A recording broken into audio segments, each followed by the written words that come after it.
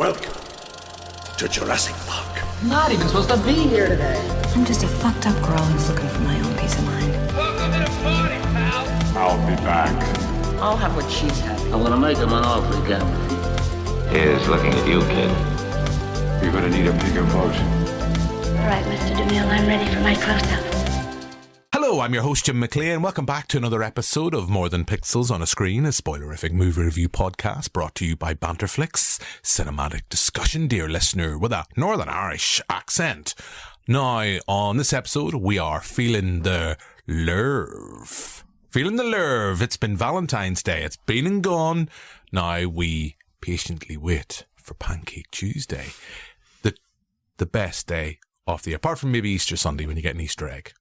Unless you don't like chocolate and you're lactose intolerant, then you're fucked. But anyway, we're feeling the love. We've had Valentine's Day, so I thought to celebrate the release of the latest Bridget Jones movie, Mad About the Boy, we would go back and revisit the first 3 films within that franchise, if you want to call it. Of course, this weekend we see Forget Barbenheimer. We have Captain Jones weekend. Because, of course, Captain America, Brave New World is out, and Mad About the Boy is out. We're going to talk about Captain America on a later pod. We're hoping to get the lovely Brian Mulholland, Belfast's very own Captain Belfast. He's going to be joining us for that pod. But, as always, I'm joined by my lovely co-host, the man who's definitely got his big knickers on. It's Adam Neeson. He's all but bucking. Did you get the buck?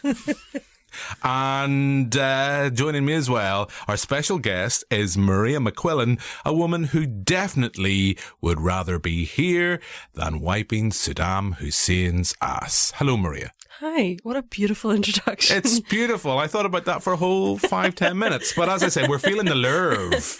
Day after Valentine's Day. Are you stuffed full of chocolate? Did you have nice romantic meals? Did you watch anything nice specifically? Did you go out on any date nights? Adam, I'm going to look to you. You're a newly engaged man. You're just back from a wonderful holiday with your lovely fiancée. What did you and your fiancée get up to for Valentine's Day? We watched the season finale of Dexter Original Sin and at a McDonald's. Oh, you old romantic, you. I can just sense at home going, are you trying to seduce me? It's working. And then Heidi just crocheted while I played GTA 5. Oh, nice. You're sticking to GTA 5? Realistically, our first date, we went to McDonald's. So now, what'd you get at McDonald's? I think we've had this discussion before. Last night. Can you remember the first order vividly? Oh, it probably would have been something less messy. Wouldn't have went burger. So we're saying maybe selects.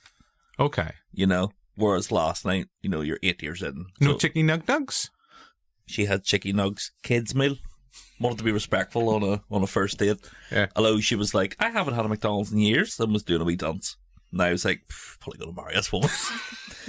Last night, don't support. In my head, was she dancing to Slow Horses by Good Lazarus?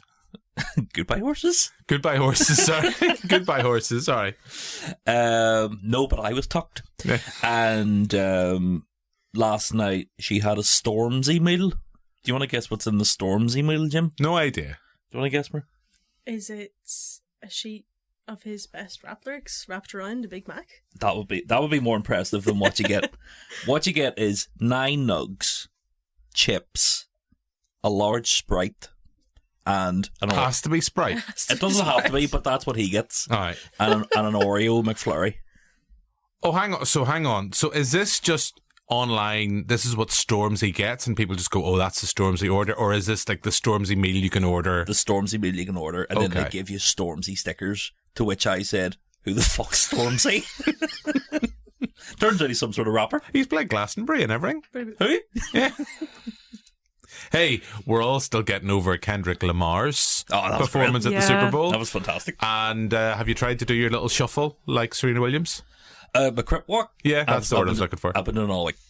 I can't quite get it. I just look like I'm a Thunderbird figure trying to do it. It's like, because Amber keeps going, it's just 2 steps. So you just kind of go, hang on, I'll get up here and do it for you. So I know this is an audio thing. So I can, anytime I kind of like, we were talking about this, how do you do the crib walk? She's like, it's just a 2-step. So I'm just like... Hello, Miss Penelope. It's like I feel like I'm a Thunderbird. But anyway, I digress. I'll come to my lovely romantic night in just a moment. But Maria, I think you and your partner, you went big. We did. We had a big day. It was lovely. Now, Adam, will you hear this? So I heard some of this and I was just like, how long are you and your partner going together? This April, it'll be 3 years. So after 3 years to have, are you ready for this? This level of love on Valentine's Day. Go. So the first thing we did was we went to shout out Bread and Banjo Bakery, which had beautiful, lovely Valentine's treats. So we got some food there. Other bakeries are available. Other bakeries are available, but I will only shout out Bread and Banjo. Yes.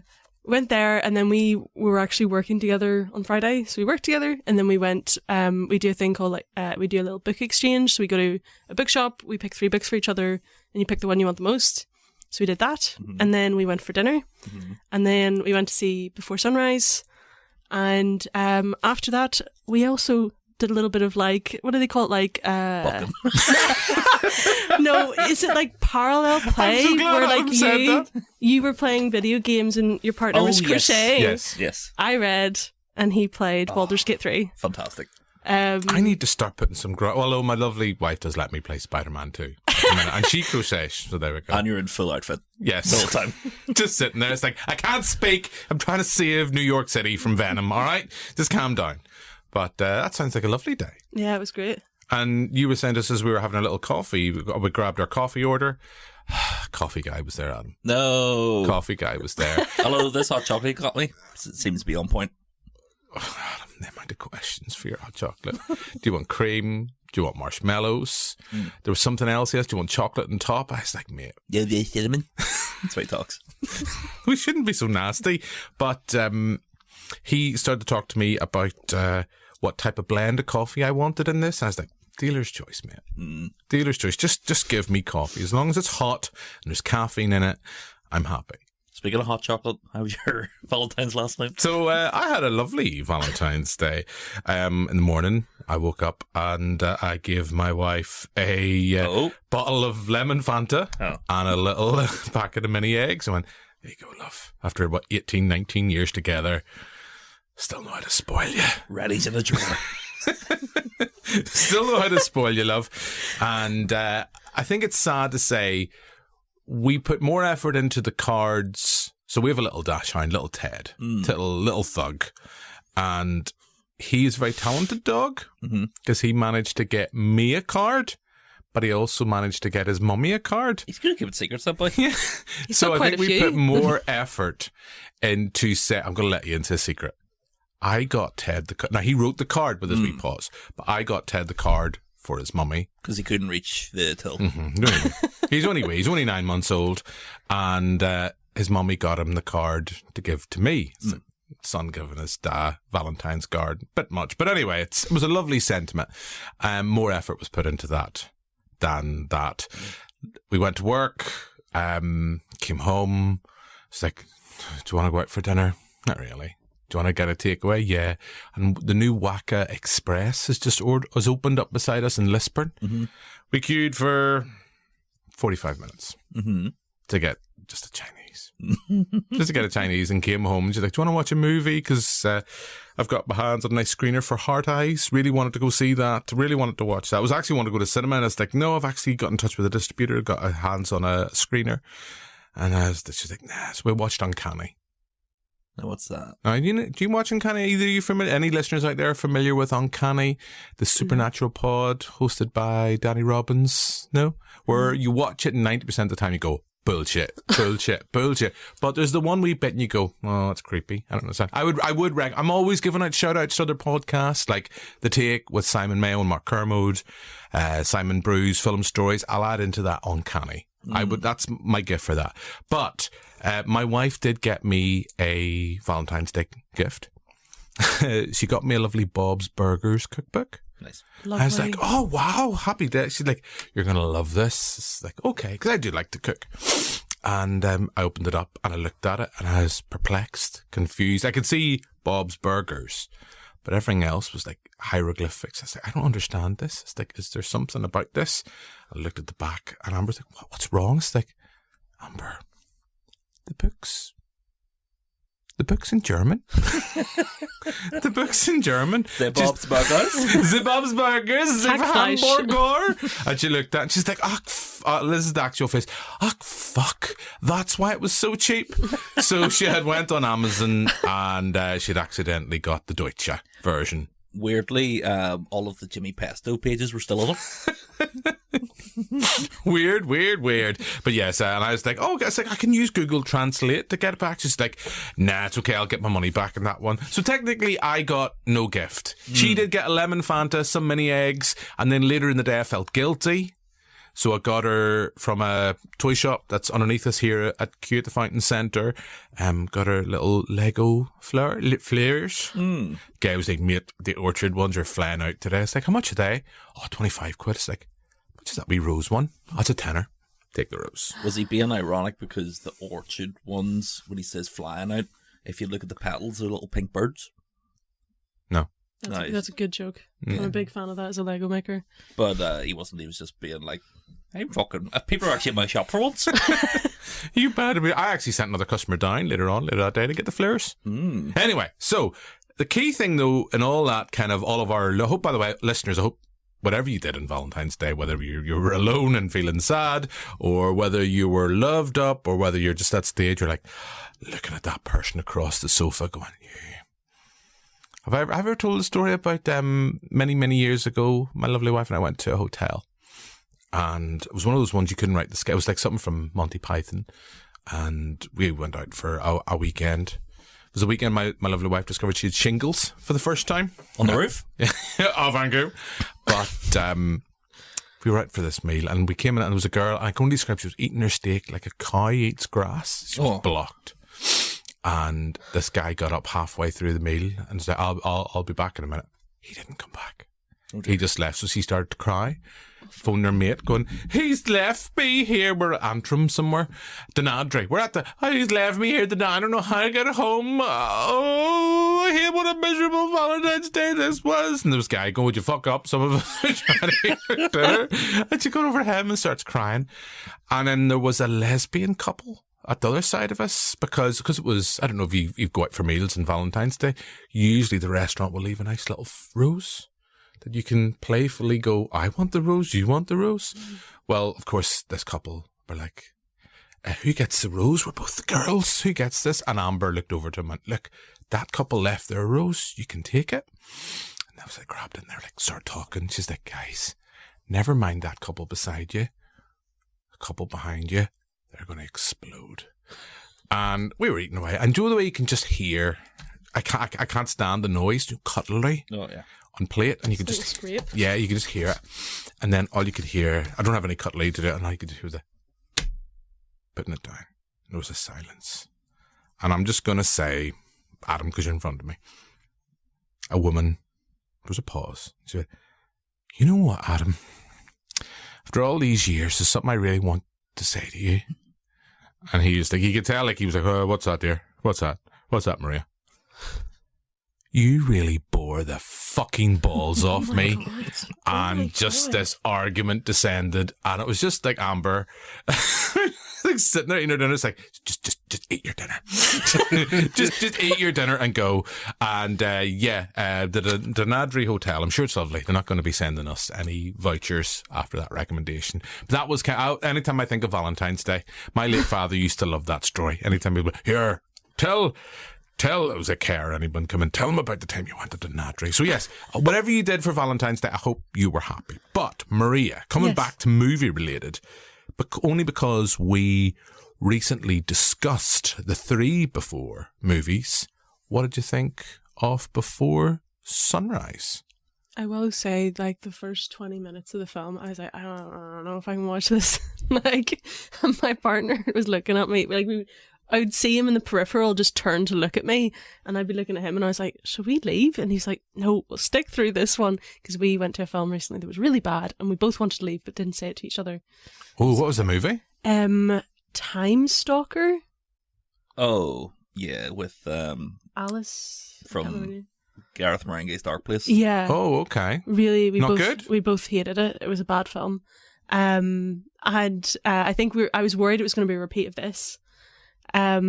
But I really liked the film. But you said it was sold out, or pretty much sold out. I think it was sold out. It was a QFT. It was pretty much sold out. I was saying. Do you know why, Adam? Because we did the pod about it. Everybody's like, "What's this hip new place everybody's talking about?" Gotta go see it. Yeah. What I was saying to you was I really enjoyed. Oh, I'll tell you the 19-year-old story. Okay, so this is the key thing. Yeah. This is the key thing that tweaked my interest when Maria and I were waiting for a coffee and coffee question man was just interrupting us continuously. And I said, no, wait, keep it for the pod. A key thing Maria said when she was talking about the opening of the film, she said... It reminded me of something that happened when I was 19. And when I kind of then said, that's for the pod. Yeah. Now, since then, that's about 10, 15 minutes ago, I'm kind of now going, is this going to be a triggering thing for Maria? Is this a story she wants to tell to thousands of people who listen to this pod? So are you comfortable, Maria? Yeah, it's not like a particularly bad story. It's basically, when I was watching the film, it reminded me of, so I was 19, I was going on holiday with my family to France, and we were getting the ferry across from Dublin, and we were on the ferry. Parents were off in the cabin. I'd headed out to get something for my mum, I think. And you met Ethan Hawke. Well, I got in an elevator on the way back to my parents' cabin, and it was just me and a slightly older American guy, and we were in like the elevator, no noise, and he like started to chat to me, and I was like, I think I was 18 or 19. I was just kind of like, all right, okay. Well, kind of. And you're saying slightly older. How are you guessing here? So you were 19. I was 19. I think he was in his early 20s. Okay, so not that bad. But could have been closer to mid-20s. 40s. You're like potentially 75. Are you like me with babies, Maria? Are you like me with babies when you're like, how old are they? They could be anything between 6 months and 18. Pretty much. Yeah. I'm better at that age range. I'm really bad with anyone over the age of 20. Okay. Anyway. But he started to chat to me, and then as it got to my floor, he was like, oh, I'm going to be in the bar tonight, so if you want to come down for a chat, like, I'll buy you a drink. Let me just write that line down. Or it was something like that, and I remember he said something else, and I just was like, oh no, I'm good, thanks. And I left the elevator. But like, when I left the elevator and I was walking back, I was like, I don't know for sure how old he thinks I am. And I had forgotten that memory for years. Mm-hmm. But he'll never forget that 14-year-old in the lift. Absolute Here set he is now. Burst through the door. But it was just that thing of like, I think it was because like they're both on the train, they're in a mode of transport, and he asks her, and it was that same kind of thing. It's like, that guy is obviously not going the same direction as I am in France, and it felt very like that kind of thing. Would be really awkward. Like, were you camping? No, we were really going to a villa. Every hotel or wherever it is like, hey again. Howdy. I'm at the bar. But it was. Did he have a cowboy hat? No, but he had like a bit of a I think he had a bit of a southern accent. So he's from Cork? Yeah. From Cork. I'm from Cork. I go to the bar later. You want to come and join me? I've got a hand. But I remember him having that kind of like uber American accent. And I think again, when I watched Before Sunrise, Ethan Hawke is so American in comparison to Celine. What I wanted you to say was when you were watching that going, that's the guy! That's him! That guy!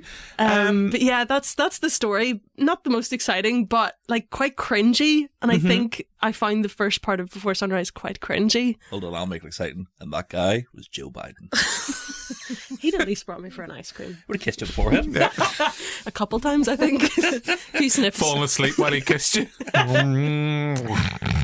Anyway, yes, that romantic story. Isn't it wonderful? Are you tempted now to venture into watching the other two films? I am. I like when it's funny, the scene where he is like, I went to Madrid and my girlfriend broke up with me. She didn't want me there. That was the scene where I was like, actually, I'm in. Mm-hmm. I'm fully into this because like from that point onwards, I'm like, oh, that's a much more honest character. And I think there's something about that I'm like, I like when the two characters are like, actually cards on the table, you know? And I feel like that's probably going to follow with the next two films. Now, the fact that did you go in? I guess you went into that knowing that there's 2 more films. I did. Right now in your head, not knowing, but what do they for you? Because I'm assuming that's going to be a conversation you and your partner after the film. Do you think they meet up 6 months' time? I mean, I don't know, because if I personally, whenever I was watching, they were like 6 months, mid-year. I was like, I feel like that's not going to happen. I feel like it's going to be another incidental meeting. They can't purposefully meet. Well, and so you have to wait and see. Yeah.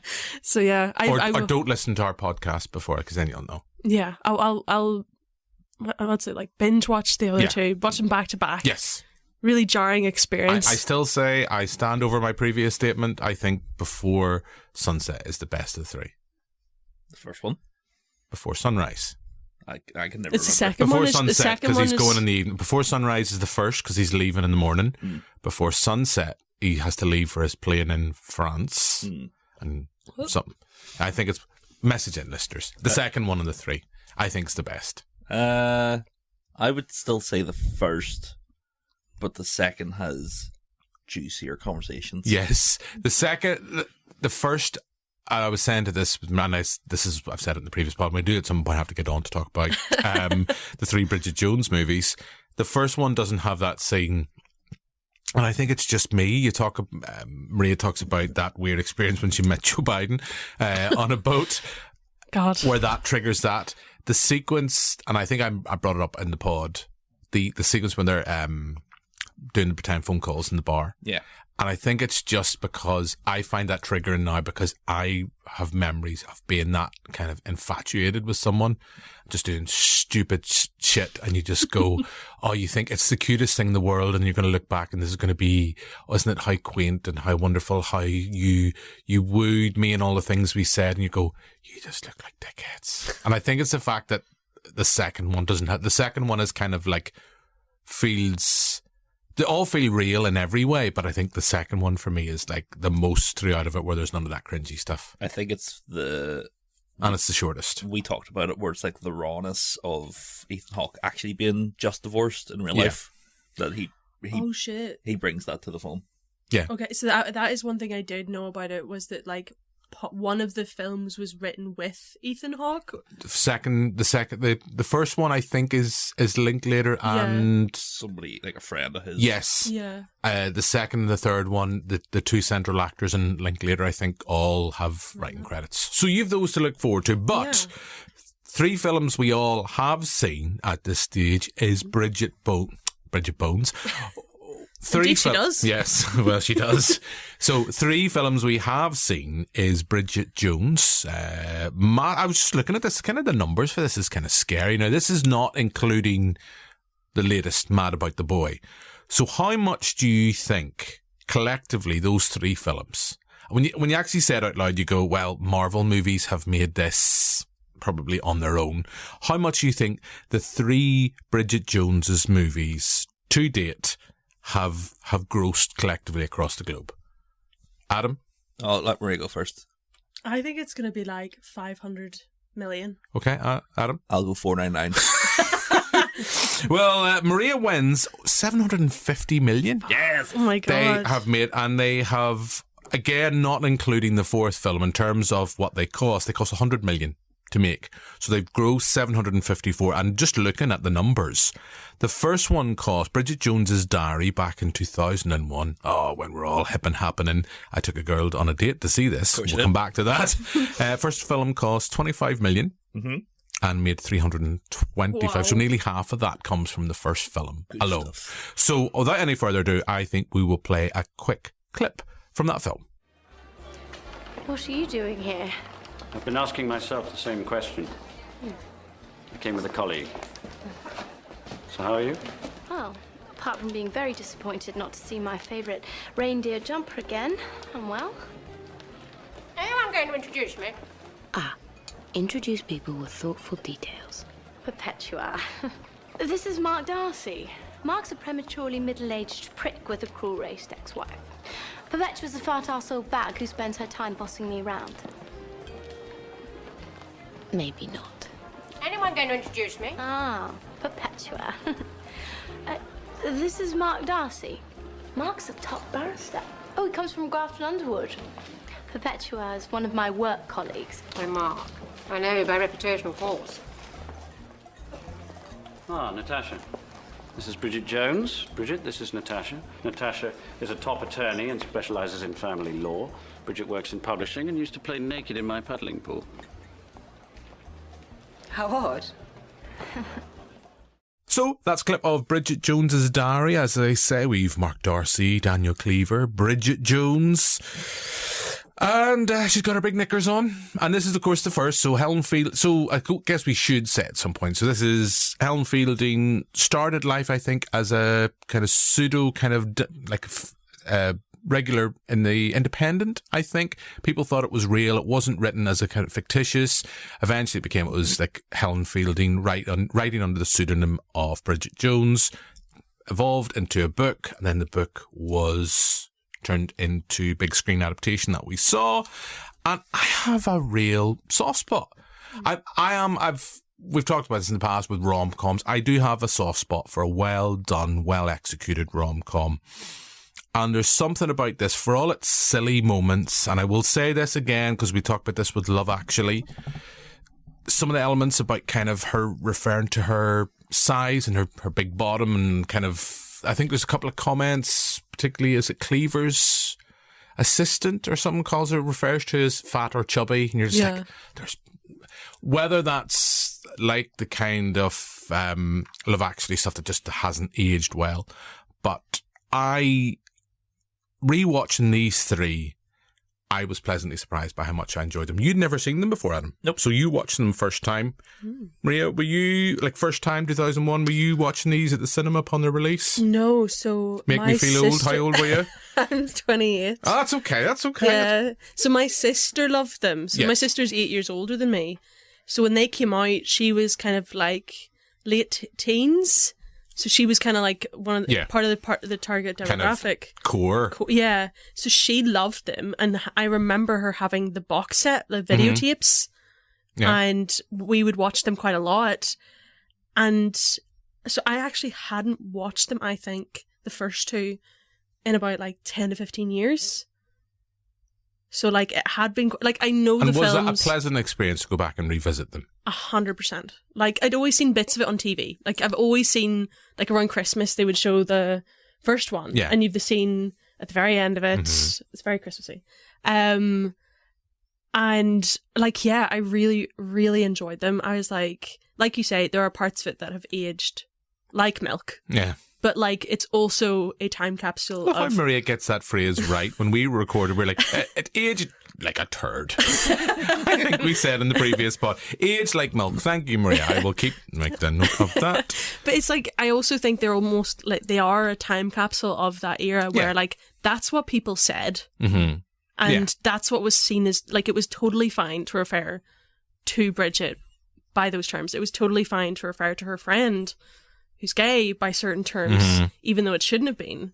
And it's that's, again, it's like watching it, you're like, yeah, do you know what, that's what people said, did, and it was fine. Again, like for me, watching it and all the smoking indoors was really weird because that stopped happening when I was a kid. So seeing adults smoke inside was like very strange for me, you know? But yeah, God, and the soundtracks are so good. Like, again, my sister bought all the soundtracks to the films. I said that when we watched Edge of Reason, because we watched them over 3 nights, and I was like, oh, they're just like little time capsules of kind of like, and even Bridget Jones's Baby does the same thing. And they always seem to have a kind of, maybe I'm wrong, although I've rewatched them recently, they always seem to have a kind of similar motif in the kind of finale sequence. They always seem to be going to a wedding, or there's a wedding sequence, and it's always, I think definitely in the second and the third one, they're definitely on a field. And there's like kind of a song, and you go, oh, Jesus, just want everything to work out all right for Bridget. But I think the reason why I love the 3 movies, and I know it's why I'm a bit apprehensive about the 4th, I love Mark Darcy. I love Mark Darcy and the fact that he's terribly awkward. He is a bit of a prat at times. He is a bit kind of uptight. But there's something I just love. I think maybe it's Colin Firth and the fact that also Colin Firth is the Darcy from Pride and Prejudice. Whoa, whoa, whoa, whoa. I've been rewatching that in ITVX. It's good. Oh, Mark. That wet shirt. Oh, came over all funny. And I'm also going to say another sweeping statement. People talk about the Hugh Grant Renaissance. I think it's starting in 2001. He's having a ball. Because that was around the time you have him in About a Boy, possibly in around Love Actually. Again, I love Hugh Grant. Daniel Cleaver's an arse. Yeah. He is an arsehole. He's a sleazy arsehole. He just likes sex, whatever it is. I'm pretty certain he's in the fourth. His rumours of demise have very much been found to be untrue at the end. Adam, you haven't watched any of these before this. Yeah. So we'll go through it in order. Yeah. Bridget Jones. Yeah. Bridget Jones's Diary. Did you enjoy this? Well, let me start with the reason I didn't watch them. Because you're a boy. Yeah, and I was like, girls smell. I want to go watch. How does your fiance feel about that statement? I want to go watch Transformers. It was sort of like, it's raining men, and Bridget Jones is wearing big trunks. And 2001 Adam was like, absolutely fucking 2001 Adam was too busy watching Not Another Teen Movie. Yeah. A Knight's Tale, cracking film, which I absolutely love. Also The Black Knight with Martin Lawrence. Along Came a Spider. I've seen it. Yeah. Don't think back then, though. Behind Enemy Lines, I remember watching that at the time with the big finale with Owen Wilson and Gene Hackman. That the one with the plane? That's the one. That's an ejection noise. That's the one. Is it Rwanda? He's behind enemy lines. Black Panther. Yeah.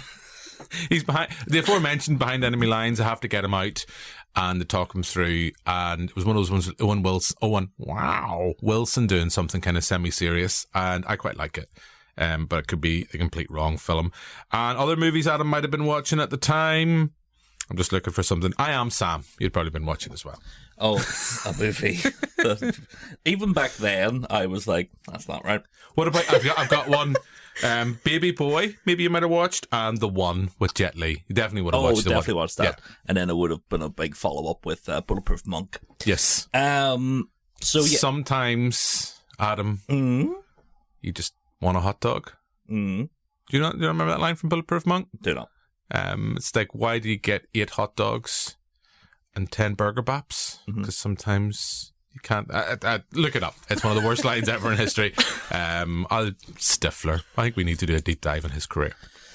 Yeah. Sorry, Bridget Jones's Diary. Country Mark. Yeah, so I never really watched it, but over the years, because like Colin Firth and Hugh Grant, also like growing up, I was just like, ugh, absolutely not. Like two British guys giving it to the old, like pretty much the same routine. And then came to my realization that they're just two little goblin boys in handsome outfits. Because I love Mamma Mia 1 and 2. Yeah. And Hugh Grant is just in the middle of my heart. Heretic, not a great film, but he's eating it up. And of course, Paddington too. Yeah. But went into Bridget Jones, and about 5 minutes into it, I was howling, Jim, because I fucking loved it. Didn't I? Loved it. Hugh Grant, I can't remember what Bridget Jones says, but she's like, oh, I filed some papers. And Hugh Grant goes, of course, like, you dirty bitch. And I was like, oh, fuck, it's great. But good movie. It was sort of that sort of thing where like I'd seen her in the bunny suit. Don't like all of like the iconic stuff. But I thought it was great. Great fight scene towards the end. Really funny. Fight! There's going to be a real fight! Happy birthday. That I'd forgotten that. Yeah. Oh. And then Mona Myrtle being one of the mates. Yeah. And I just kept referring to her as Bobby Firk.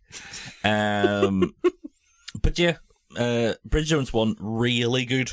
I'll say before I start getting into the other ones. But like, I could see why it made so much money. Because it is like, it has the Rancor guy from Return of the Jedi. Yeah. Of course, it made so much money. But yeah, it is. You can tell sort of it is based on a semi-true story because like the details are so specific about like where she works and stuff. And it's funny that Heidi was telling me while we were watching it that her sister would religiously watch it. and her sister now is a producer for TV shows and pretty much lives the Bridget Jones lifestyle.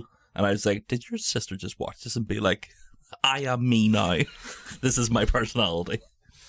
What TV shows does she produce? She has a TV show coming out called Two Men on a Bike, starring David Baddiel and Hugh Dennis. Did someone just go to her when she pitched it? You went, you've done it again, Howard. Apparently, David Baddiel, big ball bag, but sure, you could have guessed that. And Hugh Dennis, lovely man. Hey, let me just, for the sake of our lawyers, allegedly. I heard from a source that's nothing to do with the production. Unconfirmed reports. It's understood that David Baddiel is a ball bag. Yeah. It's been reported elsewhere. Yeah. Yeah, there we go. Just for lawyers in case. Frank Skinner told me. Yeah. Greg Wallace. God. Anyway, so I get that. And I do love the fact that the relationships and the kind of drama that goes on feels real. Mm-hmm. And the sense that you can get why she would be attracted to both these characters, why she'd be, in some cases, repulsed by certain elements with both characters. The sense, the fact that there's the opposite, her and Darcy are so opposite that you can kind of get the whole kind of pseudonym like opposites attract. So, but it is in some cases true, and I know I'm jumping ahead, having watched the three movies so quickly again in quick succession. The sequence in Bridget Jones's Baby where they kind of rekindle their relationship, and there's that big sequence where they're walking through the kind of hotel at the party.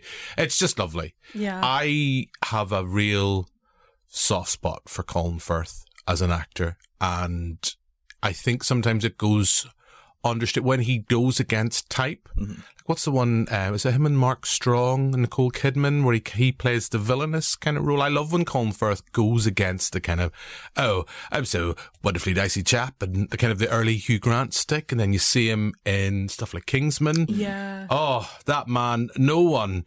Not since the Avengers, not the Marvel ones, has displayed, this is a Robert J. Simpson joke from Cinepunked, has showed such prowess with an umbrella in kicking the arse out of people. But I am a big fan of Colin Firth. A lot of my love for this comes from, I guess, timing. As I said, I took a girlfriend in the time on a date to see it in the beloved Oma Cinema. Sadly, it's gone now, otherwise there should be a plaque. You know, Jim McLean, and then subsequent plaque for how many women I took on dates there. So like a prison, like strokes. Amber, unfortunately, never got to go on a date there. Here, still time. Yeah, well, it's not. It's demolished now. That's what I'm saying. You can still take her to the spot. Oh, yes.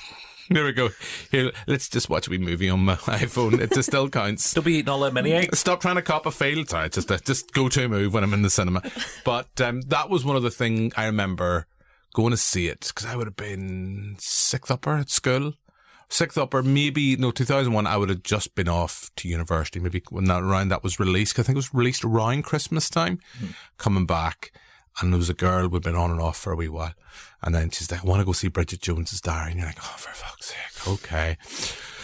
All right then, let's go. I wasn't driving, and she was driving. I'm like, oh, for fuck's sake, all right, let's go. And yeah, I thoroughly enjoyed it. And watching it now, there's something about the kind of, you've both mentioned like Mona and Myrtle, etc. The Friends group, they're not just there, they are kind of, but they are not just there as arm candy, or they're not just there to kind of move the plot along, I should say. Maybe not to the extent when we have them, like the two friends in When Harry Met Sally. I mean, that's just amazing. That sequence. They're those characters, but they're there more than just kind of plot points and exposition. There's you believe them being there. Yeah. And I like the fact that as they've went on, particularly in Bridget Jones's Baby, you see that they all kind of have their own lives now. They've all have children, they've all got married, some of them are still single. And yeah, and there's a charm to it in the sense of whole ensemble. And there's a sense of how do you say this? Is it like upper middle class between the mates? Yeah. Where it's like, although Bridget Jones sort of lives this life where she like eats ice cream in her trunks and stuff, still lives in a really lovely London flat with her pop star friend. I think that's the thing. Like when I was watching it, you were saying about like the group like aging together. Mm. I found it funny watching between the second and the third, the difference in how they dressed, which made sense, but it was like jarring in a way as well because I'd watched those so close together. Yeah. Well, I think, isn't it between 2 and 4 is the biggest difference? Yeah. So Edge of Reason was out 2004. I love how I've now cheated, by the way. I'm getting around my IMDb breaks. And I just write stuff down, make show notes. So Edge of Reason was out 2004, so that was 3 years. So that's kind of standard, huge box office success. Yeah. The numbers dictate that we have a sequel. That's 3 years. Edge of Reason, I know we'll come to it, and it was not as big of a success, so don't really have it until 2016. Mm-hmm. And then now, 2025, nearly-ish, kind of the same kind of time, we've got Bridget Jones Mad About the Boy. And it seems like in 2016, when they were coming out with another Bridget Jones, it was sort of like, it's out of nowhere. Yeah. And then now with this fourth one, it's like they dropped a trailer. We're like, right, it's out in 2 months. I'm like, is it? Yeah. Yeah, it really. I remember I was at the Lisbon cinema. We went to see something and came out and there was a poster for what? They're making another Bridget Jones. I mean, I'm not there going, why? Like, I'm pleasantly surprised, but it's like there's been nothing about that. I'm just glad to see Renée Zellweger in more stuff. Yeah. See, the thing is, like, whenever they announced the third one, I was like quite surprised because the book Mad About the Boy had come out. Mm.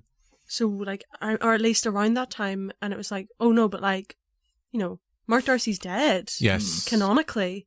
So it's interesting that they chose to do it that You way. are a book reader, Maria. So are you someone who has read the Bridget Jones books? I actually haven't read the Bridget Jones books. It's just, I remember it being announced and coming out because it was a huge thing that she'd brought out a new Bridget Jones book, especially because Mark Darcy's dead in it. It was like, you know, throwing out all of the like darlings, you know, in a way. Yeah, so yeah, when the third one came out, I think I was a bit kind of like, really? Like, you're not going to follow the big storyline that everybody already knows? And especially with the end of the third film, it felt like this fourth one feels, I don't know, I don't know, like, well, none of us have seen it yet. Hopefully, by the end of this recording, the lovely Claire McCulloch from Lit to the Tit has been to see it. And I have just got a message during this recording going, she's promised us that she will have one sent over. She did say, can we edit it? And then you're like, nah, we're not going to, we're going to put Claire out unedited. If I know Claire well enough, here's my impression of what she'll send if she doesn't send it. Hi Adam, hi Jim, Claire here. Love the film. I'm really hungover. Oh, I'm really busy. It's really good. Wasn't as good as Fall Guy. Bye. Ryan Gosling. Oof. Hugh Grant still got it.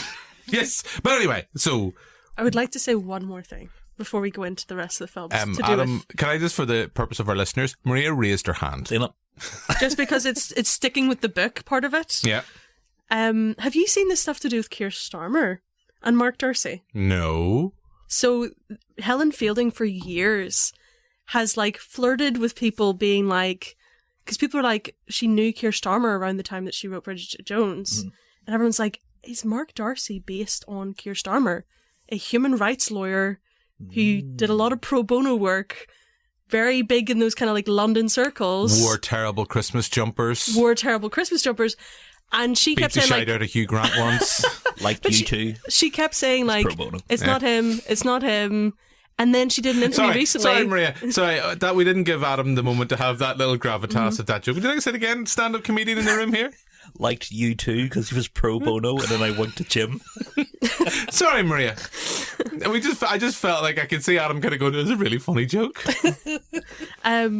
She said in an interview recently, like, well, it's funny how much Keir Starmer, if you look up pictures of him in the late 90s, looks like Colin Firth, tee-hee. And then like that was the end of the interview, and it's like, you've got to just tell people yes or no. That's how the new one ends. Tee-hee. The ghost of Colin Firth comes in and he's like, need to get rid of all these immigrants. What a hell of an end to the series. I do love the fact that Adam's kind of slowly trying to make Banderflicks each week. What was your political statement on the previous recording? Fuck Donald Trump.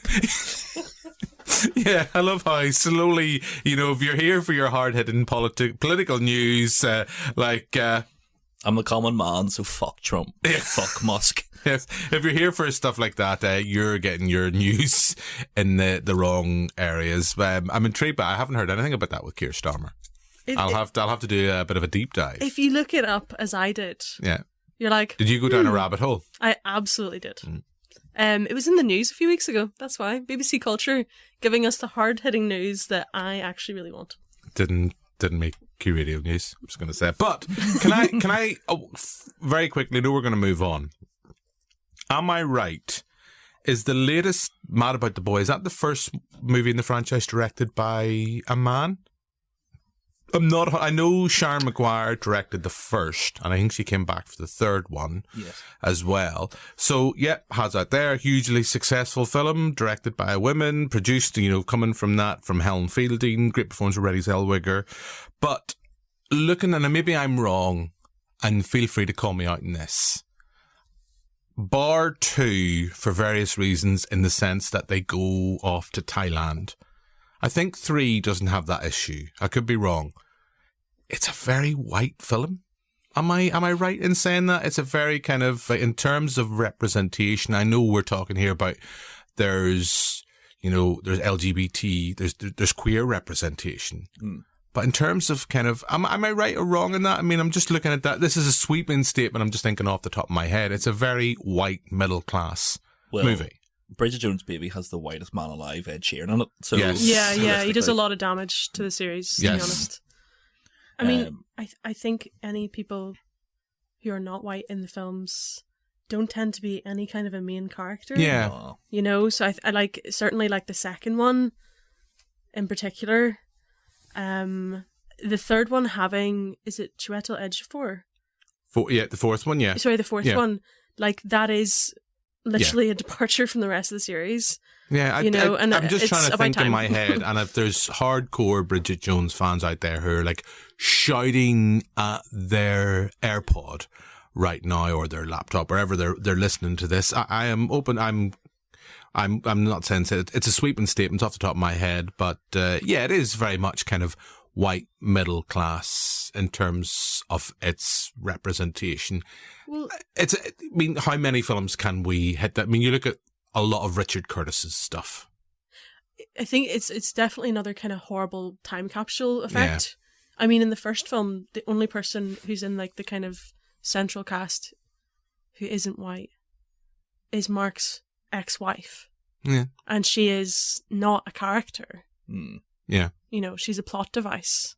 We never actually see her speak. That's right. You're true. She's the MacGuffin. She's the MacGuffin, yeah. And it's like, it's a really unpleasant MacGuffin. Like, I'd forgotten that storyline. So when I was watching, I was like, because I was like, Pride and Prejudice, how did they fall out? And then I was like, oh, this is not the same. I'd forgotten. This is a big departure. Darcy gets married in total. I know we're jumping about here. Does Darcy get married 3 times? Yeah. Mm-hmm. So he's married and then divorced in Pretty Bridget quickly, Jones. yeah. And then they kind of get together. And you feel like at the end of that movie, they're on a good path. They kind of go, look, I mean, there is that big moment where she writes in her diary about how much of an arse he is. And he walks off. And that sequence, as much as I kind of sat in the cinema kind of going, like to the date at the time, the lovely Helen, going, fuck that really gets you in the feels. Come here, love. But it is at the same time, to be all them minstrels. It is a bit buck stupid because there's moments where she's roaring and shouting out of her window, and it's very easy for him to just go and just way to get you a diary, love. You need a new diary, but I know it's there for plot devices. It's great though. Him being like, I've gotten you a new diary. I was like, yes, this is a king. This is someone who gets it. I had to go to the diary shop. Yeah. Oh yeah. At like 3:00 in the morning. Yeah. This is middle class England. Oh, of course, it's open. Yes, it's Christmas card. If any shop is going to be open 365 days a year, it's the diary shop. Guy, do you know what it is? It's going to be like those old shops. You don't have to ring the bell. The guy sleeps above the shop. Oh God!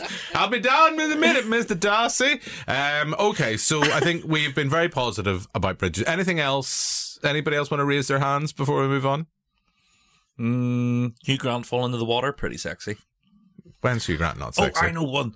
Fucking whenever Miss Honey turns up as Colin Firth's new girlfriend. Yeah.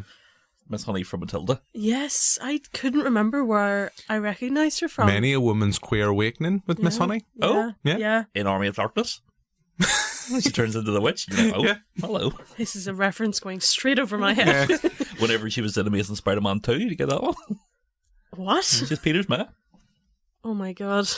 This is too much. There we go. But yes, apparently, according to TikTok and other online social media things, People. People and WordPress, MSN not Messenger. WordPress, MySpace. Apparently, Miss Honey in that Matilda, the first Matilda movie, was a lot of ladies' queer awakening. Two guys, protective woman, that Dinkley goes through a cupboard and then drops every fucking bucket. Yeah. Rawr! That's my impression of Miss Trunchbull when she like runs. You could say, hold on, I'll do a crip walk. We are, what can I say? We are just, why don't we do the Super Bowl halftime next night? Fucking right. We'll just stand there like Michael Jackson did and wait for the crowd to stop shouting instead of going, get the fuck off, guys. Right, okay. So I think we will move on to Edge of Reason. So without any further ado, let's play a clip. Bridget, that's not your coat. All right.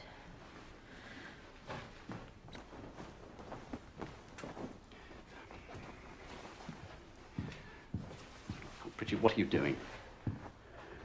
I read that you should never go out with someone if you can think of 3 reasons why you shouldn't. And can you think of 3? Yes. Which are? Well, first, I embarrass you. I can't ski, I can't ride, I can't speak Latin. My legs only come up to here, and yes, I will always be just a little bit fat. And you fold your underpants before you go to bed. No, hang on. That can't be a reason. No, it's not a reason. But you're not perfect either. You look down your nose at absolutely everyone, and you're incapable of doing anything spontaneous or potentially affectionate. It feels like you're waiting to find someone in the VIP room who's so fantastic, just the way she is, that you don't need to fix her. Bridget, this is mad. And perhaps you've already found her. Do you want to marry me? Look,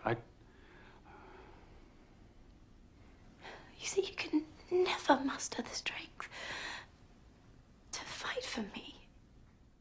So this is the follow-up to the hugely successful Bridget Jones's Diary, Edge of Reason. We have all the cast, unsurprisingly, coming back. We have a new director. I can't read my own scribble. Beeben Kidron, I think. People. Yeah, people. Yes, apologies if you're listening. So this is the one for me that I don't know. Of the 3, I think it's a bit like when we were talking about before trilogy. This is the weakest of the 3 for me, and I think it's uneven. It starts and it's very familiar. Maria, do you know what Madonna's first ever UK single was? Obviously, it was Holiday. Yeah. What is it she said? What is it she says now when they're having the dinner? She's like, well, if I'm wrong, there's something. There's a wee phrase that she said. Like, cut off my head and boil it or something. Cut off my head and serve me for dinner if I'm wrong. Everyone thinks it's the holiday when it's in fact, and she gets the answer wrong. And then, of course, there's the other.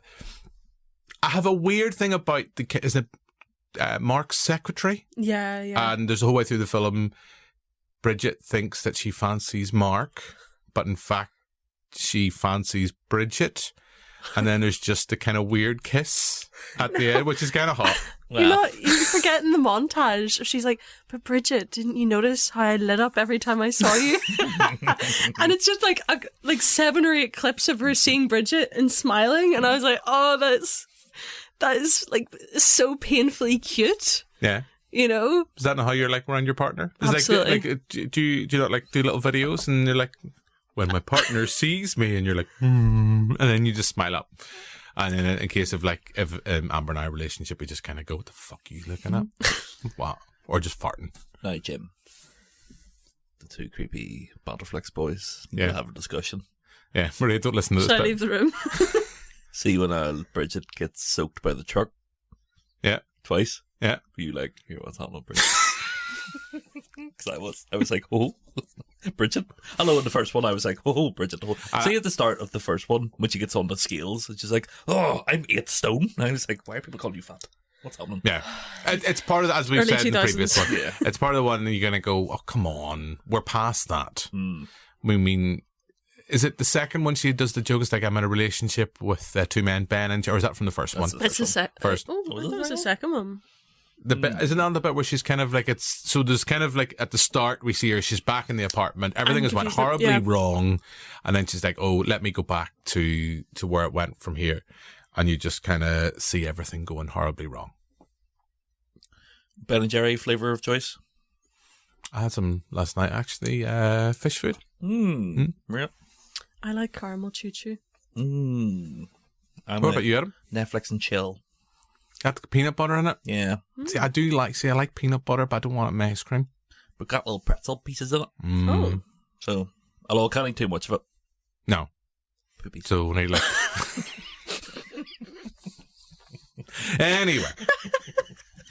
Anyway. So, on that note.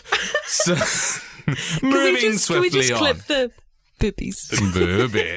Boobies. So, Edge of Reason. Is it poopies? Yeah. Oh, poop. I thought you said boobies. Why would I eat ice cream? Can't eat too many of this. Boobies. Boobies. Yes. So, Edge of Reason. It's all went horribly wrong. So, we left both Bridget and Darcy seemingly in the happiest place where they weren't perfect together, but it seemed like they were going to be at least happy. So, they have split. And then we have Daniel Cleaver coming back into her life again, of sorts. I do love his little blogs, his little travel blogs of around the world. And then they go off together to Thailand, and then there's a moment. It's got your guy from EastEnders. Oh, My wife got very excited when he popped up on screen. Adam, what character from EastEnders pops up and accidentally gives them drugs to carry? It's Adam. Your guess is Pat Butcher. Maria. Cat Slater. Cat Slater. Yeah, both wrong. It's Joe. Joe from EastEnders. Paul Nichols. Remember him? No. No, Paul Nichols. He's actor plus stunts on IMDb. I have an EastEnders story for you. Do you know Gary? Sorry, you didn't do that right. What? You should say, I've an EastEnders story for you. I'll wait to the end because it'll be Okay. a cliffhanger. Do you know Gary from EastEnders? Do you know Gary from EastEnders? No. He ran like the car lot with Minty. You know what I'm talking about? Yeah. No. Blonde-haired guy. Yeah. Sort of early 2000s. I don't think he's in it anymore. Was talking to the old missus, and we were talking about soaps, and she says that we were never allowed to watch EastEnders, and I thought to myself, it's probably because she's like from the London area. Do you know what I mean? Like, it's too close to home. Like, she was a Coronation Street gal. She was in Gangster. She was all the gangster life. Yeah, she didn't want it. It was like giving away. I could see your Heidi as a gangster. She played every gangster in Gangster London season 3. I could just see Heidi as just kind of like as the kind of Marlon Brando-esque. I don't know if she's crocheting away. I'm actually getting married to the Craze. So I delved deeper, and it turns out that Heidi's mum, before meeting her now husband, used to go out with Gary from EastEnders, to the point that he was like ready to be like, you're the one for me, let's get married, and her mum was like, fuck away off. So she could have been, hold on, wait, Heidi could have been in EastEnders. Yes. Oh, There we go. So back to Edge of Reason. So is it not Gary from EastEnders? No, it's not Gary from It's Paul good old Paul Nichols, a.k.a. Joe, who I think, if I remember right, from the time I was vaguely interested in EastEnders and the fact that I was a kid and it was on and we didn't have Sky and I was maybe just reading comics and it was in the room, in the living room and it was on. I think he's the one that went a bit loop-de-loop and had a tinfoil hat for a while. I could be wrong. But anyway, he gives him drugs. She ends up in a jail. There's a Madonna reference again. What's this Madonna song she gets him to sing? Die Another Day. That classic. Classic. That everybody loves. What's that? No, because they get the lyrics Like wrong. a Virgin. Like a Virgin. That's the one. So they do a little, in that kind of lovely, tranquil scene in that Thai prison, there's a beautiful moment of female empowerment where they all sing Like a Virgin. And then Mark Darcy saves the day, has another fight with Hugh Grant. So good. And again, you feel like they're on a good place by the end of the film. They are back, rekindled their relationship. I forget what song it is. Is it a Gabrielle song plays in the closing credits of Edge of Reason? But for me, this film's the weakest of the three in the sense that it starts very familiar territory. And you have the kind of relationship ups and downs between Darcy. There's the bits like where she's... he comes home, or is that the third one? Where she comes home, he brings all the lawyers home and she's like, we're nothing but an apron. Or is that the third one? I think it's the third one. Is it the third one? They talk about kind of why they didn't work together. But it's that sense of she feels that she embarrasses him when they're out because he's a hugely successful lawyer and doing this and that, traveling the world. Because they're on the phone and she's like, oh, that was a really smashing bottom you have. Yeah. He's like, oh, you're on loudspeaker. Yeah, but there's a sweetness. I always think there's a sweetness to the relationship. But that goes off. Then she ends up back with Cleaver, who just pure sleazeball. May or may not have slept with a lady boy in this film, but we don't know. Well, Hugh Grant was up to some stuff in those days as well. Yeah. I have to admit, whenever he turned up in the second film, I knew he was in the second film, but I'd forgotten what capacity. And I honestly was like, oh, fuck's sake. He's like a bad smell. It was bad enough he was in publishing with her. He's now moved into TV personally to plague her, in my opinion. But I was like, there's a line where, she says to her producer, oh, he's horrible, whatever. And he goes, huh, that's interesting. He always speaks very highly of you. And I was like, yeah, I mean, he out of the two of them, he is absolutely the worst person you would ever meet. Oh, yeah.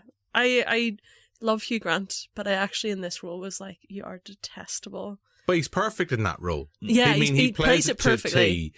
I don't understand why Bridget's really into him, and that's do you interesting. not get why Bridget? Because I get a sense that I think Bridget loves the cockiness and loves the swagger, and there's a sense.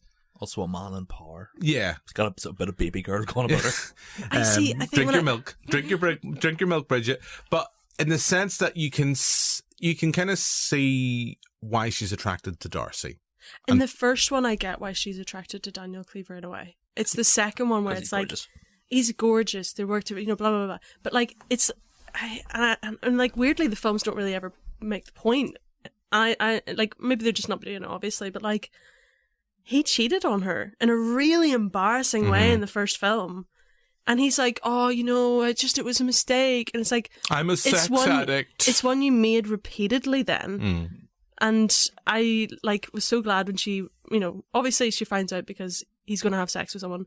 But yeah, I just was like, oh, this is hideous. He's such an awful walking red alarm.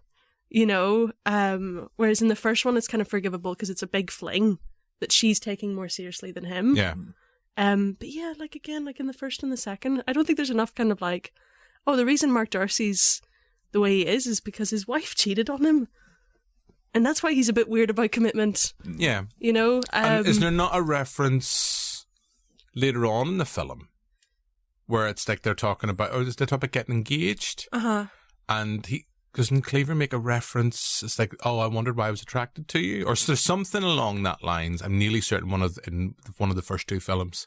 Yeah, I think it's definitely the second one where, or there's a joke about, oh well, you know how that worked out the first time round, or whatever, or something like that. Or there's something he's like, oh well, if you marry Mark Darcy, we'll definitely sleep together again. I think that's the line. Oh, I was like, you're vile. It's great film. Yeah. But when I was thinking about the films afterwards, I was like, you are a vile, loathsome little toad. I guess he's kind of your pantomime villain of this, in the sense that he's not really... Oh, yes, he is. That sense that you want to boo and hiss. And maybe that's why you kind of miss him in the third one because Jack, aka McDreamy, aka McDreamy, he's not a bad guy, and neither's Darcy a bad guy. There's no real villain in a kind of weird way. There's times in that film you could argue Bridget is the villain in the sense of how she is like, do I need to tell them? How do we tell them? How's this going to work out? And then bringing them together and make, the fact that she's kind of at one point double dating. Yeah. Both of them kind of think they're back into a relationship. Like, they're really awkward in the third one where Jack brings like, oh, it is cringy. It's like, oh, you'd have this for dinner, you'd have said this, and then we'll do IKEA furniture and X, Y, Z, and you're like, oh, come on, man. Making poor Emma Thompson do the scan twice. Yeah. Bitch. Not her. Yeah. Bridget. Oh, Emma Thompson. But we'll come to Emma Thompson. Just again, being Emma Thompson, stealing the show. But I guess you don't, well. I think that's why the second one's weaker. Yeah. Because it's like, I think it would be better. Anyway, I think whenever I watched it, I was like, there's a reason why I liked the first and the third more than I liked the second. The second one I just think is uneven because you have that sequence in Thailand. I think it just kind of, it doesn't come out of nowhere, but how it escalates. And you have Darcy then getting sent over, and he's like, oh, your friends asked me to come. Weirdly, isn't it Sally Field? No, it's Sally Field. And Sally, the actress who plays the friend that goes away with her, why does she not stay? Sally Phillips. Yeah, Sally Phillips. Why? She gets away scot-free. She's like, oh, I just had to get the plane. It's like, okay, if my friend was in that situation, I would probably want to stay. Yeah, she forgives her pretty quickly. Yeah. I wouldn't be forgiven. But you've again. You've watched this for the first time. What do you think of this, Adam? It's the sequel-itis of, it's just the rinse and repeat of the first one. Yeah. You're just sort of hitting bigger, louder. Yeah, they go to an international location because it did well internationally, and just sort of ends up in the same place where it started. There's not really any sort of juiciness. Obviously, there has like the comedy set pieces. But it's just not as well executed as the first one for me. There's a lot of charm. Is that the one where she jumps out the plane? Or is that the third one? The second one. Second when she jumps out of the plane and it shows her lovely bottom. Yeah. And again, that is just like, well, how they get her arse has to be in the trailer. And it's just, I don't know. The second one for me, as funny as it was, I liked seeing Hugh Grant just be a big sleazeball. But story-wise, I was just sort of like, this third one better be good. Otherwise, because there's another two of these to go. Otherwise, they've lost me. But I didn't hate it. It's just not as good. It's fine. Yeah. It's serviceable. Maria, I know I've kind of rambled on. We rambled through the plot of Edge of Reason. Anything else? I know you kind of talked there about Hugh Grant. Do you know what? I think I actually know why because in the first one, she has that amazing set down to him when she quits. Yeah. And then the aforementioned, I'd rather wipe Saddam Hussein's arse. It's, fantastic. Her own, the woman she works with being like, if you don't leave, I'm going to make you leave. And also, let's not forget the power of a really good needle drop. Isn't it respect? This plays that R-E-S-P-E-C-T. Also, I will say... Oh, sorry, I was going to say, also a few months after 9/11. So theaters must have went, whoa! The Saddam Hussein reference. Yeah. God, I didn't even think of that. Yeah. But no, the fight scene in the second one, I will say, is extremely satisfying because of the story, Yeah. And it just goes on. It's bigger so and longer.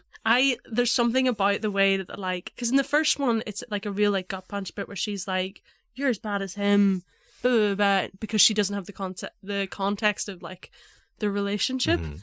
And then this one, it's just them staggering next to, is it the Serpentine Museum? Yeah. I really enjoyed it. I was like, that is peak comedy for me. But the second movie, it's just got a lot of weird plots in it. Yeah, I think Adam hit the nail on the head. Ultimately, we have Bridget back where she started. Yeah. In a contrived way, in that sense, it's like, oh, everything's went horribly wrong, and then it's like, it's okay. It's all sorted. Now, can we just say, so I forgot. I did want to mention this, and we did mention them in the first film.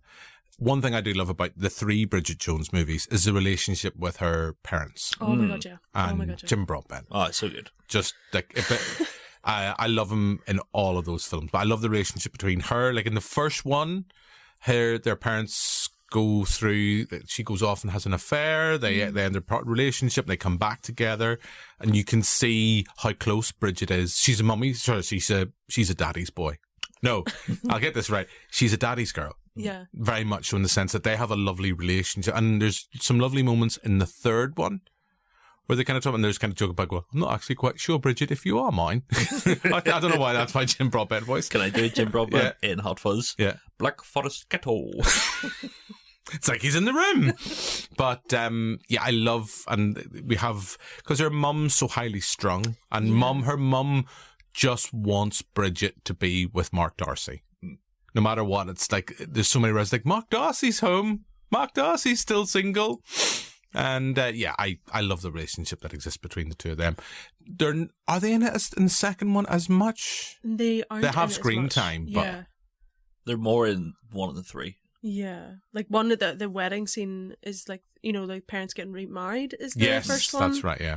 I find it so funny when she shows like the lilac dresses, and she's like, and everyone's wearing lilac. But like, it's funny because my sister has a dress from that time, a prom dress. Okay. That is that colour. And I was like, I wonder if that became popular because of Bridget Jones, or Bridget Jones used it because that was a popular colour. I really thought you were going to say, did that become popular because of Bridget Jones or because of my sister? Oh, obviously. That's the third option. Obviously, and of correct. course. So yes, so that's Edge of Rage, and I think we all agree that's the weakest of the three. Yeah. It's like the Return of the Jedi. Also the worst like subtitle name. Yeah. Stupid name. It's a weird one. So we jump forward now to 2016 to Bridget Jones's Baby. Bridget, how do you want to do this? Epidural? No, you can do this. Positive mental attitude is stronger than any drug. Okay, just think away the pain. Well, bollocks to that. No, I want everything. Gas, air, injections, morphine. Bridget, remember your yoga. Fuck yoga! Oh, I couldn't agree with you more. It's supposed to relax one, but I just spend the entire time clenching my sphincter in an effort not to fart. Oh.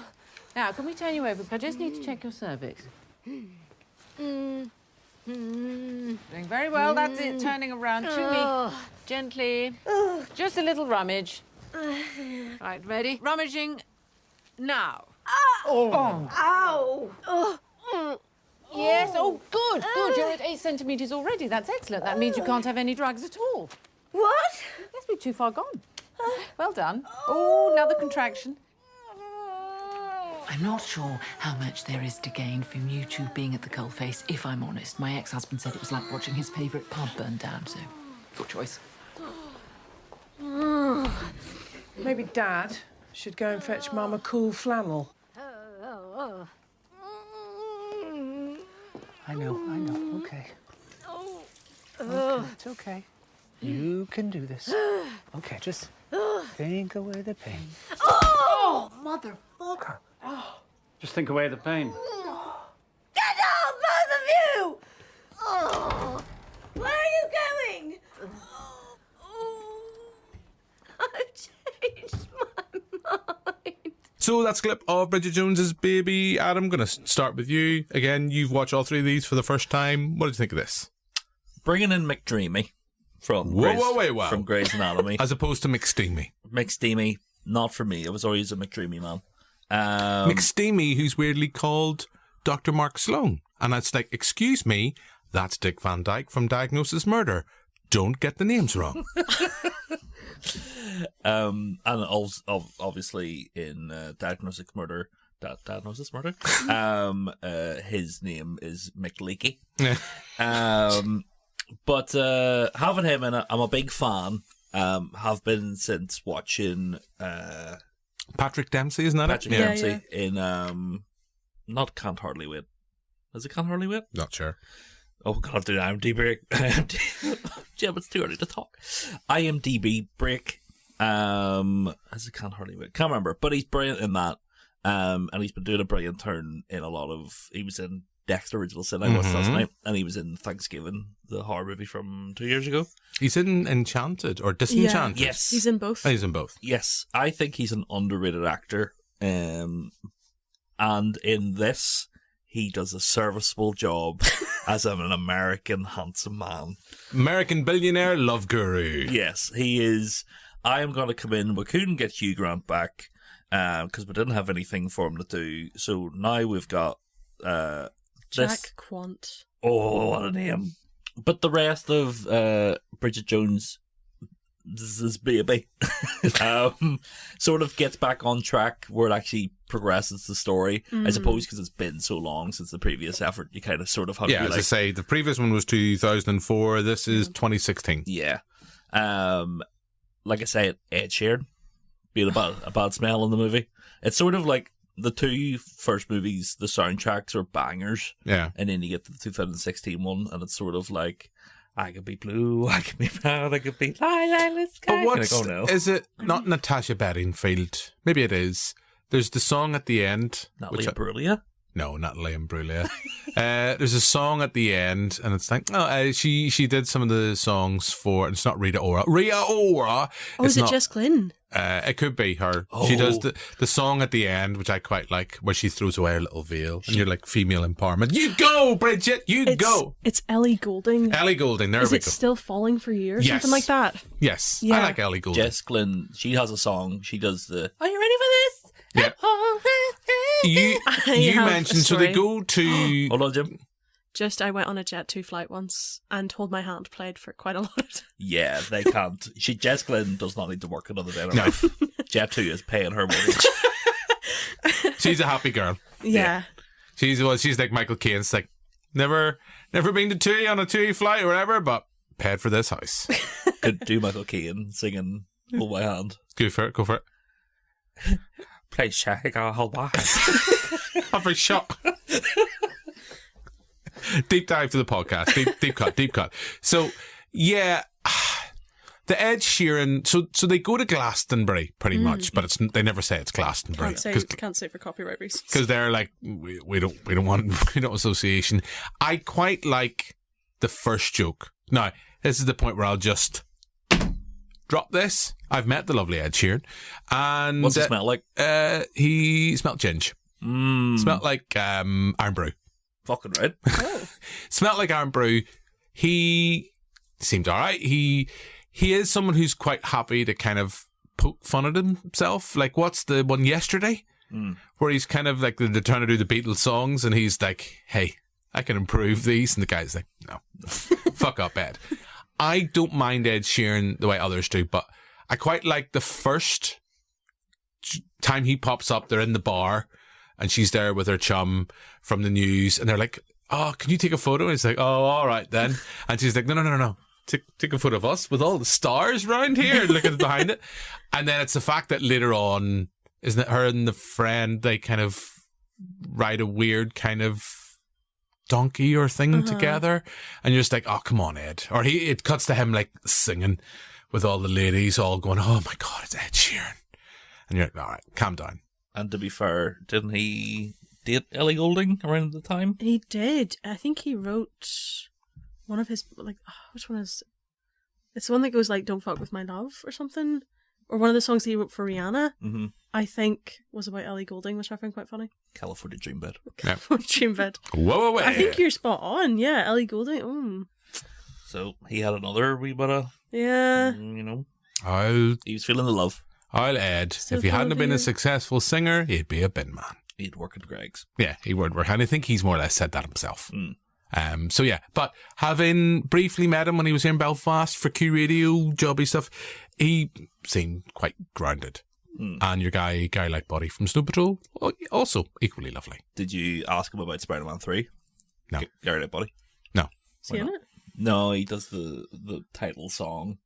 You are my signal fire. Hey, Adam, guess what? Matt? I went on a date to see Spider-Man 3. Fucking right. Yeah, mate, every good old Elaine. Did you go to Burger King afterwards and get the web-shaped special waffle fries? No, I wish. And the tie-in toys? No. If only. Better times. So, anyway, Bridget Jones' baby. So, we have Bridget. She finds herself in a bit of a pickle. She is a woman of a certain age. She wants to be a mum. Yeah. She wants a baby, or she's like kind of throughout the early stage of the film, she's like, oh, I guess that's kind of past. I'm going to focus on my career. She then meets Jack at the at the aforementioned festival that is not Glastonbury, and gets horribly drunk, and they ends up in his teepee yurt. That's the phrase that they go with.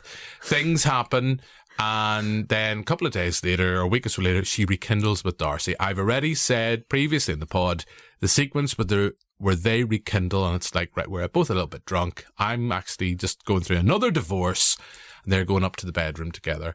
It's lovely. It's just kind of like opposites on this, because I think they're trying to keep it subtle, because they're at a christening. Yes, and he gets stopped. Yes, they're going through the, and then he gets stopped, and someone wants to talk to him, and just kind of see the guy, just constant eye contact between the two, and they both end up together. Stuff happens. Go to your sex ed teacher to figure out what happens. Our babies are made, and at this point we don't know who is the father, but she doesn't. Neither does Bridget, and most of pretty much to the end of the film, we have to wait until we know who is it going to be McDreamy or is it going to be Darcy, and it's funny. It's funny, like the whole the bit. I always talk about this. If my mum wants to go see a film in the cinema, I know it's going to do well at the box office, because if you can get my mum out to go see it, there'll be loads of other people. So my mum's going to see the latest film later this week.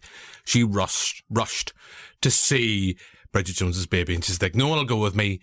You're coming with me. And you're like, all right, Mum.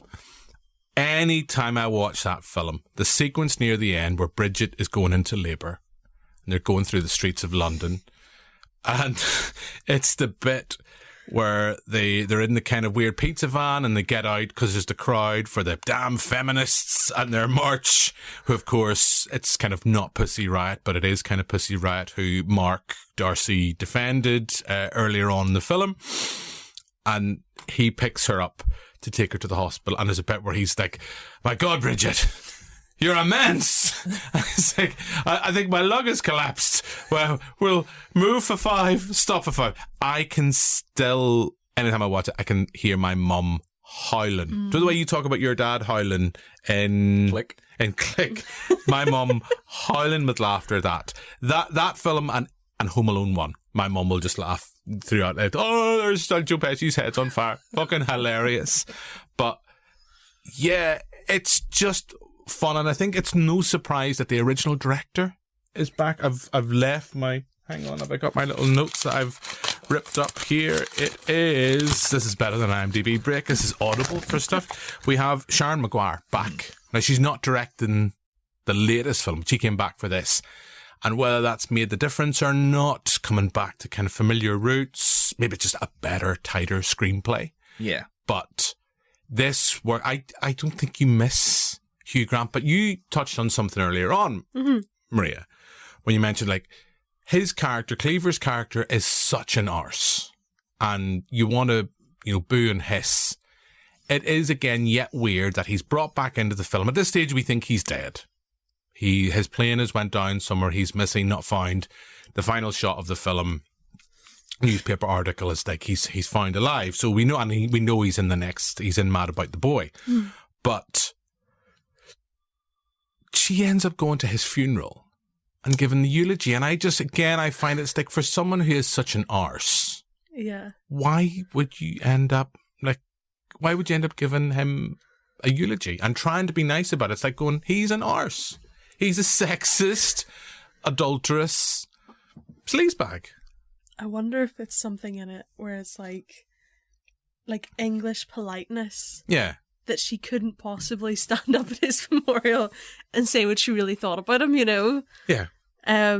It's also, and it's the a fact very Darcy handy goes to it as well. That bit, I'm like, yeah, he should have gone to set it on fire. Yeah. But I think it's such a good opener. Yeah.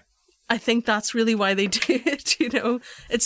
It doesn't make any sense, but it's a funny concept that they see each other again at Daniel Cleaver's memorial. Mm-hmm. Two people who weren't his biggest fans. To me, it's the three of us sort of have a hate relationship, but we all silently made an agreement if one of us dies first, we would talk at the other one's funeral. We'll say nice things. Yeah. I do like the fact that there's a group of like 20-something European women all just there kind of weeping silently for the death of Daniel Cleaver. So at this stage, we think his character's dead and gone. We know rumours of his demise has been very much overstated. He's back for the fourth one. And in his place, we have Patrick Dempsey. And I don't think you miss Hugh Grant in this film. Or do we, Maria? I personally don't. Because there is... I think if it was... oh my god, she slept with both Hugh Grant and Colin Firth in this one, blah, blah, blah, blah. I think there would be such a bad vibe to the film. Whereas it's like, oh no, she's been single for a while, she met this guy, and she's rekindled a flame with Darcy. Mm-hmm. And I think there's a really good dynamic in that. With her dolphin-safe condoms. Yes.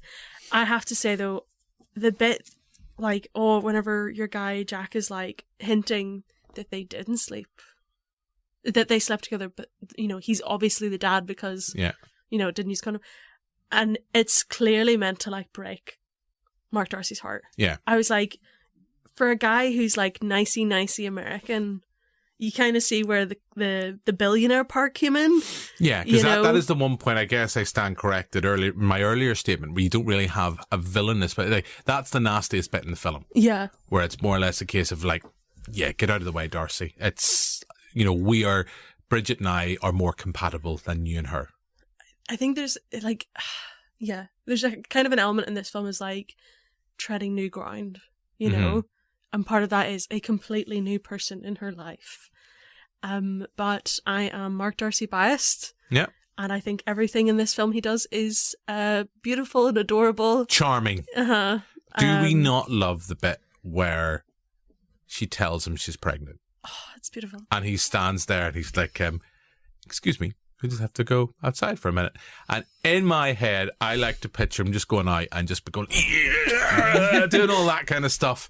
And then coming back. I think that is quite possibly the best news I've ever heard in my life. And you're just like, oh, Mark, take me now. Well, that's just me talking to the screen. I just love Mark Darcy. And I think it's in my head, sweeping statement from Jim. In my head, I like to think I'm Mark Darcy-esque, but I know when it probably comes down to having all the heartbroken ladies that have been to the Oma cinema, I'm Daniel Cleaver. What can I say? Even then, that's aspirational for me at best. But what about you, Anne? What do you think of this? I think it's good. It's better than the second, but I don't know. I kind of miss Hugh Grant in the sense of sort of Patrick Dempsey's character is a bit of a wet flannel to me. He just sort of is there, and to the point that even when she's pregnant, it's like, who's it going to be? And you're like, well, we know it's going to be Mark's. Although the weird thing is, when Amber and I watched this, I was kind of going, so at the end when we finally see they marry this time, finally Darcy and Bridget finally get married, Mark and Bridget get married, there is a sense then it's like, oh, they've got married, but it is Jack's child, because I still find it weird that he would then go to the wedding. It's a bit like coming back to, why would Mark Darcy go to Daniel Cleaver's funeral? It's like, because it's for the audience, it makes it more special. So you kind of go, he's holding the baby, because there's a line earlier on in the film, near the end, it's like, Bridget's kind of saying, it's like, what if it's Jack's? And it's like, well, I'll still love him. I'll still love him. I'll still raise him. I'll still be a father. That's more or less what he says. So you're like, oh, is this like just, extra bonus points for Mark Darcy? The fact that it is Jack's baby. But then I'm wondering, was there a little kind of, we know so much now about reshoots and kind of retooling and stuff. There's a sequence minutes later after the church where it's like Colin Firth, and I think he says it off camera. I think it's like, Jack, why are you holding my son? And you're just like, oh, I wonder if that was put in, if people were kind of left going, was it Jack's baby in the end? No, that actually, I think it's because they filmed 2 or 3 different endings. Okay. Because they were trying to fake out people who were watching the filming. Oh, okay. Because I remember when I watched it in the cinema and he was holding the baby in the church, I had like a full body visceral reaction of like, ugh, like I was horrified. And that's exactly what they wanted. Were you horrified that it was Jack's baby? Yeah. Or just as like, there's Anne McDreamy again? Well, I think I was like, please don't let her marry Patrick Dempsey's character. Yeah. But yeah, supposedly they did like 2 or 3 different versions of scenes so that extras or people couldn't tell the Daily Mail, oh, she ends up as so-and-so. Hugh Grant comes back. But is it not in the book? I don't know. I haven't read the book. I don't think there is a book version of the baby. The third one. I'm not sure though. I'm not sure. Messaging. There's actually reshoots for Mad About the Boy I heard about as well, where you find out that Mark Darcy actually gets killed by the Red Hulk. Strange, yeah. Oh, Captain Jones up to her tricks. But the third one, there's coming back. It's like the first one. There's a charm to it. I mean, I love all the stuff when she finally goes into labour. And it's like this, like, remember the yoga, remember this, like, fuck yoga, I want all the drugs, I want everything, just give it to me now. And you're just like, yeah. And then doesn't she hit him? She punches. Well, I don't think it's done deliberately, but I think she accidentally hits Patrick Dempsey and she nearly breaks his hand. Or is it Darcy? She nearly bites Darcy or nearly yes, breaks his and she's hand? like, you need to go and see that, get that scene too. And we've mentioned this already. Emma Thompson. Talk about small scenes, perfectly cast, just to kind of steal the show. Can we talk about the Robbie Williams line? Go for it. It's the where she's like, my husband referred to it as seeing his favourite pub burn down. And that's just lifted from Robbie Williams. He said that. A real thing he said about his wife giving birth. Yeah. I'm Robbie's a romantic. Also, he's a monkey. Yeah. He is a monkey. Yeah. Chimpanzee, that monkey news. Have you seen A Better Man? No. Have you? Have you seen A Better Man? I haven't. I've heard a lot about it though. Anybody that has seen that has really enjoyed it. Yeah. And I'm just like, I don't know if I can get over the fact it's a monkey. Heidi said the same thing, but I'm buzzing to see it. I probably will watch it. I've seen that there's like a wee boy playing Marco. I'm in. Did you see that like there was like a trend online where it was they showed A Better Man in America and there's all these Americans going like, who's Robbie Williams? They're like, this is a weird installment of Planet of the Apes. Why is he singing a song about a shoebox? Why is he singing Let Me Entertain You? How do Americans not know? Surely Americans got John English 1 and the supreme John English opening soundtrack song, Man for All Seasons. Possibly. I just don't think Robbie, he just goes into the Cliff Richard camp. He just never broke America. Certain artists do, certain artists don't. But he has go back to GTA 5. He has a song in GTA 5. Good lad. Him and Kylie. Oh, kids? Yeah. Yeah. Did Kylie ever break America? Kylie? Yeah. I think she did. Surely she did. No, she did, because she did, it was the UK and it was Australia were her 2 big regions, yeah. Westlife never broke America. Well, I know why. It's a shame. Just saying. Boyzone? 100%. Yeah. Did they? Well, have you not seen the Bean movie? Oh, no. You've never seen the Mr. Bean movie? I've never watched them. Jim? Next pod. Anyway, I feel we are losing our focus, so we will start to wrap up. None of us have seen Bridget Jones's 4. Either of you going to be going to see Adam? Having never seen a Bridget Jones movie before, having done a deep dive in the past week, are you tempted to venture out to see Mad About the Boy at the cinema? Well, it's on Paramount Plus in America, which means it's probably on Paramount Plus. Through VPN and bits and bobs. I got a screener. And I think I'll leave it a bit. I think 4 Bridget Jones in a week might be a bit much. But I am looking forward to it because, again, like the first and the second, it has like pushed the story along. I do want to see her with kids. I think that's an interesting development. With a toy boy? With a toy boy, yeah. And I do enjoy our Chiwetel Ejiofor. I think he's a big, gorgeous man. And then you've also got our Hugh Grant back. He's back, bigger and badder than ever before. And I want to see how they handle Ghost Darcy. Because I'm sure he's in it, surely. Yeah. There's no way he's not in it. He's in the trailer. Oh, he is? He's in the trailer. And I know, not that I always keep bringing it up, I know I listened to Mark Kermode talk about it. He was very positive about it and talked about, with someone dealing with grief and he said he had a massive cry. Oh. So I it's a weird one. I have to go see Bridget Jones, Mad About the Boy, probably on my own, because my lovely wife's going on a girl date. She's going to have girl dinner with all the girls, and then they're going to go out and watch Bridget Jones, Mad About the Boy. And I was like, oh, I wouldn't mind seeing it. It's like, well, you can't come, it's girls' night. You're like, oh, okay. We thought you'd want to go see Captain America. Do we want to go see Captain America? I want to go see Bridget Jones. So, yeah, I'll have to go see it on my own. So I'm going to have to be like a cinema. It's like last week when I was talking about Katy Perry. Adam's like, teenage girl, middle-aged woman, mother, granny just brought for the crack, middle-aged woman, teenage girl, Jim, teenage girl. That's what it's going to be like. Don't know why it'll be teenage girl, middle-aged women. Just you clapping. Yeah, me sitting there going, go on, sister, get 'em bucked. Things like that. Anyway, yes, I'm looking forward to it. Maria, what about you?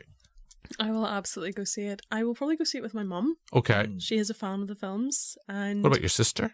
She lives in Glasgow, so unless she comes over or I go over to see her. But I think we would watch it together in the future. Mm-hmm. But I will go in full morning dress. It's only appropriate. But no, I'm excited. This is one where I'm like, this feels appropriate to have Hugh Grant in it. And I'm excited to see him talking to her about dating. We haven't seen it. What if she ends up with Hugh at the end? Oh, that'd be great. I would have mixed feelings about it. I've seen clips of like him asking her about her dates, which are very funny. Mm-hmm. And it feels like it's going to be him having a raunchy old time. Right at peak Silver Hugh, Fox. At peak Hugh Grant right now. Yeah. This could possibly be the perfect moment. I don't think this is going to be Hugh Grant's Norbit moment. I watched that the other day. Oh, of course you did. Of course you did. I had a review to write, and I was like, what's not going to distract me? Stuck on Norbit. Don't know what, Jim? Distracted me the whole time. Just sat there clapping. Anyway, so on that note, I think we shall bring this pod to a close. So thank you very much, Maria. Thank you, Jim. Thank you very much, Adam. Hey, yep. We're going to go get ourselves out of these big knickers, go have some booze and a bit more chocolate. But for now, until next week, goodbye. Boop, boop. Bye.